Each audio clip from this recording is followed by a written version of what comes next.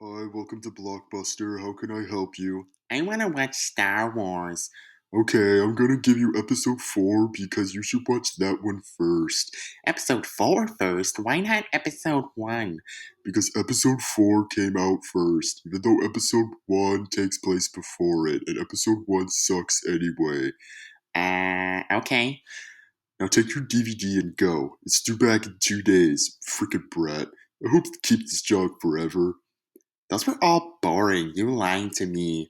You know what, kid? Fine. Take episode 1, but don't say I didn't warn you. Oh my god, that was amazing. Can I watch the next movie? Oh, now you want to watch episode 2?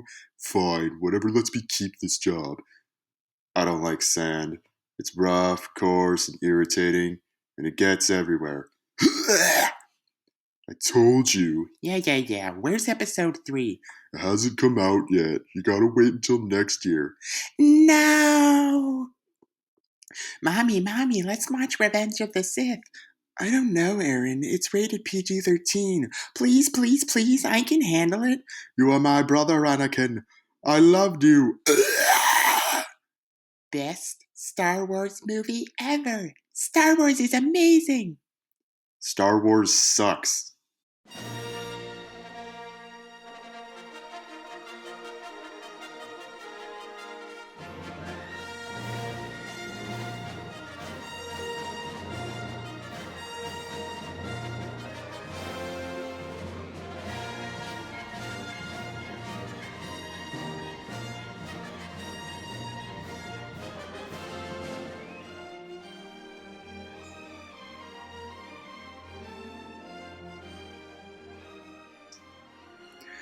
Hi everybody, may the 4th be with you. As most of you know, Star Wars has been a cultural phenomenon for over 40 years now, and much of that is because of how successful all the movies have been.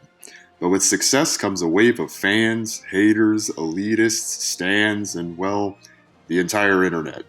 While most people agree that the original trilogy was the peak of Star Wars, recently there has been a huge debate as to whether the prequel trilogy or the sequel trilogy is better. And I am here to explain to you why the sequels are better and the prequels are inferior. Hi, are you lost, kid? What year is it? 2020. Why do you ask? Oh, cool. I time travel from 2005. My name is Aaron McFarland. Holy shit. Hey, no swearing. Sorry, I forgot you were 7. How are you here? I used the Omnitrix and turned into a time traveling alien. Omnitrix from Ben 10? Yeah, it's the best cartoon ever, and it'll be great forever. Pfft, yeah, great forever.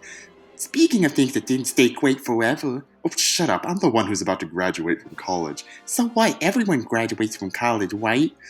Oh, sure, especially with all the online classes right now. Why are classes online? Don't worry about that. And what are you holding in your hand? Oh, this? Oh, it's a Keyblade. What's a Keyblade? Oh, you haven't played it yet! A Keyblade! The weapon from the greatest game ever, Kingdom Hearts! Aren't you worried people would think you're weird? Trust me, people do way weirder things these days. Anyway, why are you here? I heard you said the prequels were bad. What do you mean? The prequels are good. Sorry, kid, but no, they're not. What do you mean? I just saw Revenge of the Sith. It was so good. I mean, yeah, Revenge of the Sith is really good, but it still has problems. Don't even get me started on the first two. Look, kid, why don't I show you what I mean? Let's go through the prequel trilogy together. Yippee! As I'm sure most of you know, Darth Vader was revealed to be Luke's father in the original trilogy, which caused a lot of fans to wonder how this could be possible. What drove Anakin Skywalker to the dark side and caused him to command an entire evil empire and take over the galaxy? Well, George Lucas had plans for this story even back when the original trilogy was still being made. It only took him 16 years to release it. Wow, I haven't even been alive for that long. The hype surrounding this movie was insane. Everybody waited so long to finally see this story on the big screen, and on May 19th, 1999, the day had finally come. So did this movie deliver on the hype and meet, if not surpass, people's expectations? Well, I got one word for you. Yikes. Guys, I mean, This is the internet. You already know how bad this movie is.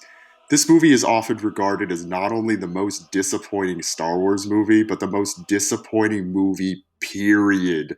But why? I really liked it. Don't you love the pod racing scene and the Darth Maul fight? Okay, fair enough, little me. Despite this being one of my least favorite Star Wars movies, it's not entirely bad. The Darth Maul fight is admittedly one of the best fights in the series. The pod racing scene is very entertaining, and the effects are impressive considering the time. That being said, watching this movie in 2020 is like watching human characters inside an early PlayStation 2 game. What's wrong with that? The PlayStation 2 has the best graphics. Uh-huh, sure it does. The reason why this movie's effects don't hold up is that there's just too much reliance on digital effects, which is never good for a movie. Digital effects have changed so much in the last 20 years that pretty much any movie from the late 90s looks really bad in comparison. But it's not fair to only judge this movie on how it looks, but don't worry, we got a lot of other stuff to go through.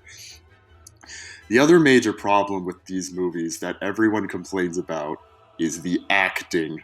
I rewatched this movie last week and I cannot believe how bad 90% of the performances in this movie are. Almost every performance in this movie is so stiff and lacks so much emotion, I feel like I'm watching a Senate meeting. And half the time, I really am watching a Senate meeting in this movie. The only actor who even remotely tries in this movie is Ewan McGregor as Obi-Wan, and even he's not having such a great time. But don't worry, not all the performances in this movie are boring because now we get to talk about Jar Jar Binks. Oh yeah, I love him. He's so funny. Look, he stepped in poop. Alright, kid, I get it. You're only 7. But listening to Jar Jar Binks as a 22-year-old is the equivalent of nails on a chalkboard, coupled with the most annoying sound in the world from Dumb and Dumber, all while Simple Plan is playing in the background. Oh, I love Simple Plan. What? Yeah, I'm just a kid and my life is a nightmare. Kid, you try living in 2020 and then tell me that your life is a nightmare. And don't even get me started on Kid Anakin in this movie.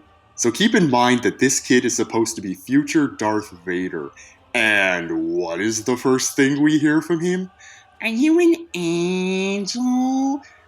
Oh, come on. He's talking to a girl who's 5 years older than him.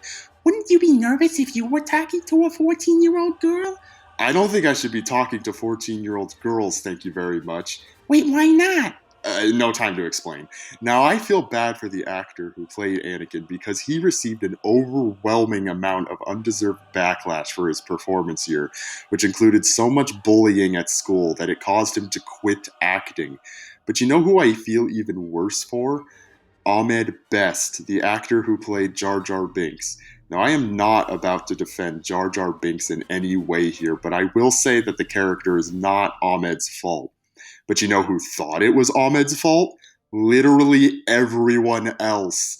Ahmed Best received so much undeserved hate for this character that he almost killed himself. No way! People are so cruel! But you know who does deserve some of the hate? George Lucas, because he's the one who designed Jar Jar Binks and wrote his lines. And Jar Jar Binks is just one of this movie's examples of, say it with me now, racial stereotypes. Wait, really? Yup, the Gungans, Watto, and the Nemoidians, it doesn't take a genius to figure out just what these characters are based off of. But despite all of this, there is one thing in this movie that I hate more than anything else. Midichlorians. Meet a what now? I'll explain, my dude. So right after Obi-Wan and the gang visit Tatooine and discover Anakin Skywalker, Qui-Gon runs a test on Anakin because he believes that Anakin is strong with the Force. What is this test, you ask? He counts his midichlorians. Basically, midichlorians are microscopic organisms that exist in people's blood who speak to the individual and teach them about the Force. What? And it gets better. It's revealed earlier that Anakin doesn't actually have a father, and it's theorized that because his midichlorian count is so high, he was initially conceived by the midichlorians. My head hurts. Me too, man, me too. This completely goes against the concept of the Force in the original trilogy when it was explained to be spiritual and accessible by anyone. It was not some microorganism telling you how to force choke someone. But no, these are the better ones. These are the real Star Wars movies, and guess what? We still have two more to go. So let's get on with the worst one of the bunch, shall we? Guys, I'm not gonna mince words here. Attack of the Clones sucks. Really, really sucks. For as bad as The Phantom Menace is, at least it isn't flat out boring. The environments, the characters, the acting, and the plot of this movie are so boring that this might as well be the cinematic equivalent of melatonin. Got anything else to say to defend this little me? Honestly, not really. I didn't really like this movie that much either. I like some of the scenes, like when they're in the droid factory and when they're chasing the assassin in the city, but I don't really remember much else from this movie, other than the disgusting romance between Anakin and Padme. Ah, yes. It's time to discuss the biggest problem with this movie: the romance. You see, the whole idea of this movie is to show how Anakin and Padme fell in love with each other, which eventually caused Anakin to turn to the dark side. I'll talk more about how this is explored in Revenge of the Sith, but for now, let's take a look at just how George Lucas wanted to sell us on the blossoming love between these two. I'd much rather dream about Padme. Don't look at me like that. Why not? It makes me feel uncomfortable. Sorry, my lady. You're exactly the way I remember you in my dreams. I don't like sand. It's rough and coarse and irritating, and it gets everywhere. Not like here. Everything is soft and smooth. Oh my gosh, I must kiss you now. You are in my very soul, tormenting me. If you are suffering as much as I am, please tell me. I need an adult. So do I. Once again, the acting and dialogue here is abysmal, which is weird because Hayden Christensen and Natalie Portman aren't bad actors. The problem is that they're given such awful romantic dialogue written by George Lucas. And the absolute worst example of this is when Anakin tells Padme that he slaughtered the Sand People after he finds out that they captured and killed his mother. I killed them. I killed them all. I slaughtered them like animals, and not just the men, but the women and the children too. I hate them. And all while he says this, Padme just stares at him blankly, with no emotion. And after Anakin says all that, what is her response to this? To be angry is to be human. Bitch, what? This guy just committed mass murder and you're gonna try to justify it because he's human? Isn't she supposed to be a senator? If I were her, I would just have him arrested on the spot. So would I, but no, I guess she just loves him too much. She loves this creepy, angry, whiny mass murderer too much. Sorry, George Lucas, but I don't buy it, no matter how many times you try to force it. So, yeah, the romance in this movie is some of the worst I've ever seen, but hey, maybe the rest of this movie makes up for it. Well, get ready, folks, because the rest of this movie is also really, really dumb. So at the beginning of this movie, there's an assassination attempt on Padme. So Anakin and Obi-Wan are hired to protect her. And it is here that we discover that Jar Jar Binks is in this movie too, because he was so great in the first one, but we'll get to that later. So basically, another assassination attempt on Padme occurs while Anakin and Obi-Wan are there. And here is where it gets really ridiculous. So get this. A robot outside of Padme's window sends bugs into her room to kill her. Then we find out that a shapeshifter assassin sent that robot. Then we find out that Jango Fett, Boba Fett's father, sent the shapeshifter to go kill Padme. And later in the movie, we find out that Count Dooku sent Jango Fett to go kill Padme. And this whole plan, this whole dumb plan was started by Palpatine, who wants to kill Padme so she doesn't vote against the creation of his army. So just to recap, Palpatine sends Count Dooku to send Jango Fett, to send his shapeshifter friend, to send a robot, to send bugs, to go kill Padme. And the dumbest part is that while Obi-Wan and Anakin are chasing the shapeshifter, Jango Fett has the opportunity to kill Padme, but instead he goes and kills the shapeshifter who he hired to go kill Padme. I don't think I like Star Wars anymore. Neither do I, man.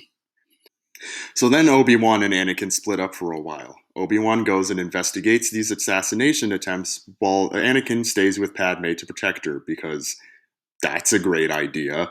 Now, eventually, Obi-Wan lands on Jango Fett's planet where we learn about a clone army that is being created for the Republic. It is also here that we meet Kid Boba Fett for the first time in all of his quiet, uninteresting glory. Obi-Wan deduces that Jango Fett is the bounty hunter sent by Count Dooku, sent by Palpatine to go kill Padme, and Jango Fett escapes to a planet called Geonosis. Obi-Wan follows him, and while on this planet, he discovers that Count Dooku is developing a droid army with Mr. Asian stereotype over here. He tells the Jedi Council about this, but is captured immediately afterwards. And then the dumbest thing ever happens. In order to help stop this droid army, Jar Jar Binks, who is a Senate representative now, by the way, grants emergency powers to Palpatine so he can authorize the clone army to help destroy the droid army. So for those of you who know anything about Palpatine, this means that Jar Jar Binks is ultimately responsible for the rise of Palpatine and the creation of the Empire. Yeah, I would say his hate is pretty justified now. Wow, that's terrible. And these people don't vote like that in the real world. Yeah, they do. Just look at your president. Hey, he's not as bad as Palpatine, and at least we probably won't get another president as bad as him. What? Nothing. Anyway, so Anakin and Padme go to try and rescue Obi-Wan, but of course all three of them get captured. They're sent to get killed by some monsters in a gladiator-style battle, and it is here that we see this movie's 2002 CGI in all of its glory. Granted, this movie does look better than Episode 1, but I still feel like I'm watching a Jak and Daxter game on screen. But just when it seems like our heroes are going to die, the Jedi come and save the day. Now, believe me, it's great to see all these Jedi here at the same time. It really is. But I just have one question. Where were you all when Darth Maul was killing people in the last movie? Wouldn't it have been so easy to send, like, 6 Jedi to take care of him? I'm starting to think that the Jedi are really dumb. Honestly, I agree. Throughout both of these movies, the Jedi just spend so much time sitting around and talking instead of going out and fighting. What better things do you have to do? Complain about another 6-year-old being too old for your training?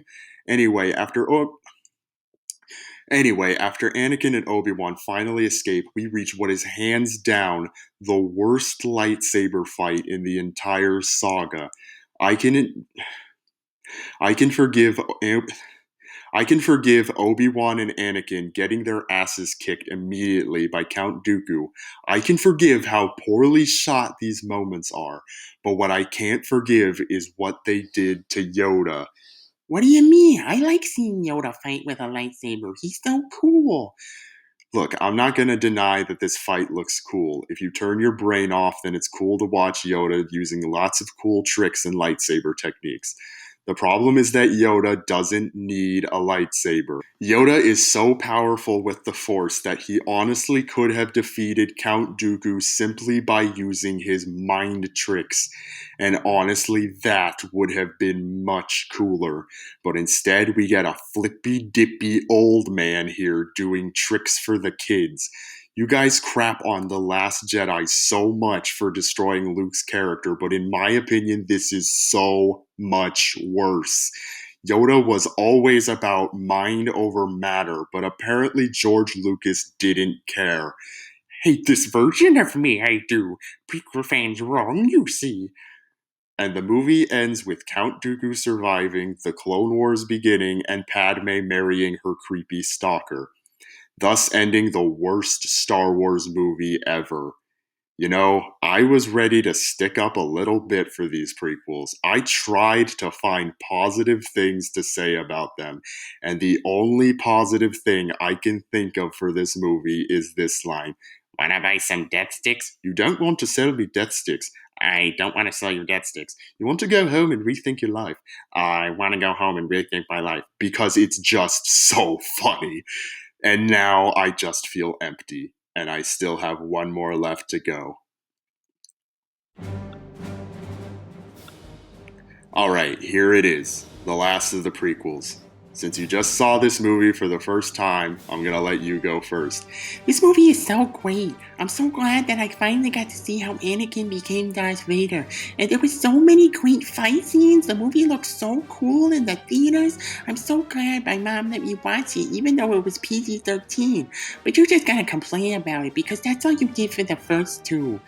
Well, kid, you'll be surprised to hear that while I do have a few problems with this one, I do actually agree with you for the most part.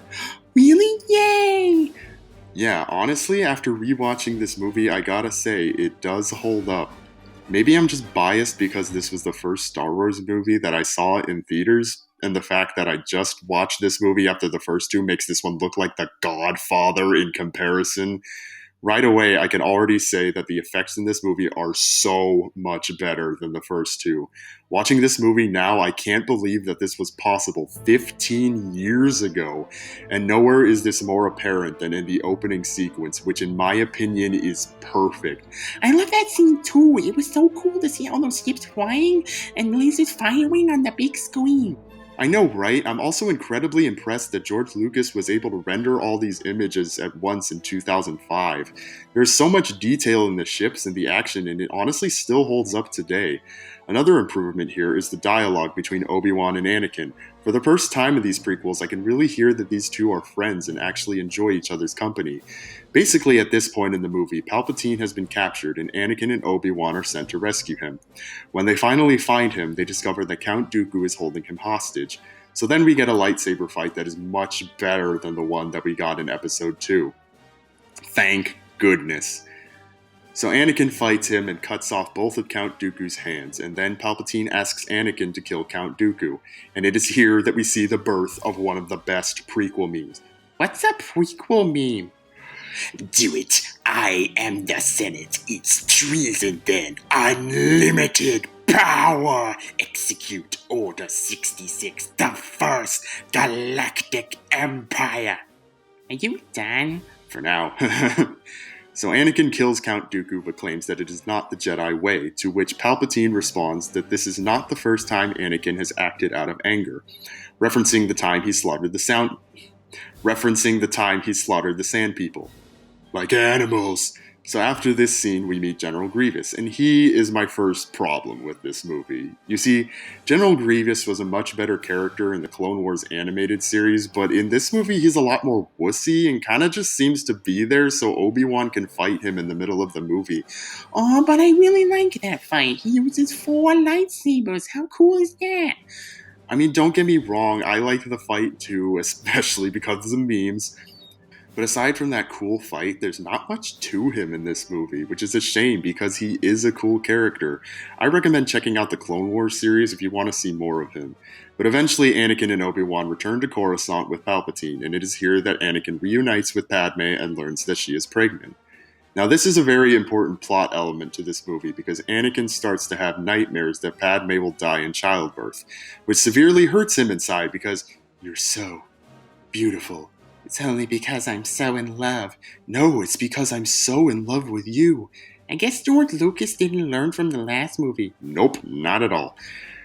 So, in order to help Anakin, Palpatine tells him about how he can use the Force to prevent death. Tell me, have you ever heard the tragedy of Darth Plagueis the Wise? This might honestly be my favorite scene in the whole prequel trilogy. The acting and dialogue here is miles above episodes 1 and 2, and we get so much context here regarding the lore of the Star Wars universe and the reason why Anakin turns to the dark side. I have to give George Lucas credit here for finally getting something right. So then Palpatine reveals to Anakin that he knows how to use the dark side of the Force to save Padme, and Anakin figures out that Palpatine is the Sith Lord behind the war. He then tells this information to Mace Windu, who confronts Palpatine with 3 other Jedi. And I'm not gonna lie, this fight scene is really, really dumb. George, my guy, do you really expect me to believe that old man Palpatine here can spiral through the air and take out 2 Jedi Masters with no issue, all while the other 2 do absolutely nothing? And why does he fight so weirdly? What's with all the weird stabbing motions? He's leaving himself wide open. But regardless of the absurdity of this fight, eventually Mace Windu subdues Palpatine and decides that he is going to kill him. Naturally, this upsets Anakin because he needs Palpatine alive to save Padme. So in order to prevent Palpatine from dying, Anakin cuts off Mace Windu's arm, allowing Palpatine to send him out the window, thus killing him. And then we get the moment we've all been waiting for, the scene when Anakin turns to the dark side. And I'm gonna be honest, it's not great. What do you mean? Okay, the idea and reasoning behind Anakin turning is really interesting. The idea that Anakin loves Padme so much that he is willing to pledge himself to the Sith to keep her alive is a very unique idea. The problem is that the execution of this sucks. I don't buy their romance at all. And I certainly don't buy that Anakin would abandon his entire moral compass and make such a quick change to the dark side, especially after Palpatine just killed a Jedi Master. Well, from my point of view, Anakin has been on this path since episode 2. He's always been quick to anger and making bad decisions. Remember when he killed the Sand People? Yeah, I get that, but he's still always been against the Sith, and there just hasn't been enough time for him to suddenly side with them. But regardless, Anakin chooses to side with Palpatine anyway, and he dubs him Darth Vader. Why Darth Vader? I don't know. It's never explained. You would think that this movie would explain why his name is Darth Vader, but I guess George Lucas just kind of forgot. And then Palpatine executes Order 66. And this scene is also one of the best in the movie. Seeing all these clone troopers suddenly turn on the Jedi and kill them is so sad and so powerful. And seeing Yoda sense the deaths of each and every one of them really makes me feel his pain here. It's also here when this movie earns its PG-13 rating because Anakin kills all of the young Jedi at the Academy and all of the Separatist leaders on Mustafar. Palpatine declares himself Emperor of the First Galactic Empire, and Padme responds with, "So this is how liberty dies," with thunderous applause. God, isn't that a freaking mood? And then Obi-Wan discovers Anakin has turned to the dark side and tells Padme, "I have seen the security hologram of Anakin killing younglings." There goes George Lucas again. You've learned so much, my young Padawan. So then Obi-Wan and Padme go to Mustafar to confront Anakin, and we get even more classic George Lucas dialogue. "Love won't save you, Padme. Only my new powers can do that." "Anakin, you're breaking my heart." "You brought him here to kill me. Liar! You will not take her from me. You're either with me or my enemy." Only a Sith deals in absolutes. Dude, Obi-Wan, that in and of itself is an absolute. Exposed. So then we get the duel between Obi-Wan and Anakin, and it's freaking awesome. The choreography here is insane and the visuals are amazing, although some of the dialogue here is still hilariously bad. Anakin, Chancellor Palpatine is evil. From my point of view, the Jedi are evil, but then you are lost. So then we get to the famous scene when Obi-Wan has the high ground. You underestimate my power. Now, I remember a scene when Obi-Wan did not have the high ground, and I think it involved Darth Maul getting cut in half.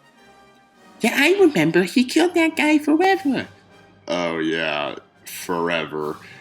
So Anakin tries to overcome the high ground, but instead Obi-Wan cuts off 3 of his limbs, and thus we get the explanation for why Darth Vader needs the suit. You were the chosen one. Ugh. You were supposed to destroy the Sith, not join them. Bring balance to the Force, not leave it in darkness. Ugh. I hate you. You were my brother, Anakin. I loved you. Ugh. You seem to quote this movie a lot. I'm telling you, man, prequel memes. So Obi-Wan leaves to go see Padme, who is, and I quote, dying of a broken heart. You know what? I'll accept anything at this point. Same here. And then we see that the birth of Darth Vader, as we know him, occurs at the same time as the birth of Luke and Leia. And we finally hear Darth Vader's signature breathing for the first time. I clapped when that happened. Yay! Unfortunately, Padme still dies after giving birth from her broken heart or whatever.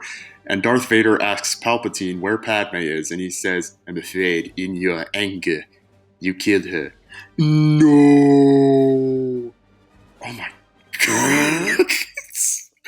Oh my god, I forgot how funny that was. Right?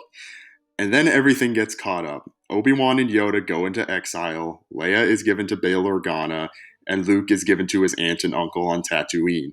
We also see Padme's funeral and specifically see Jar Jar Binks' face, because we all know that he's thinking, oh shit, this is Misa's fault. So those were the prequels, and while I do like Revenge of the Sith, it does not make up for how awful the first 2 movies are. The acting, effects, and plot line are all dreadful, and I am glad to say that I never want to watch this trilogy like this ever again.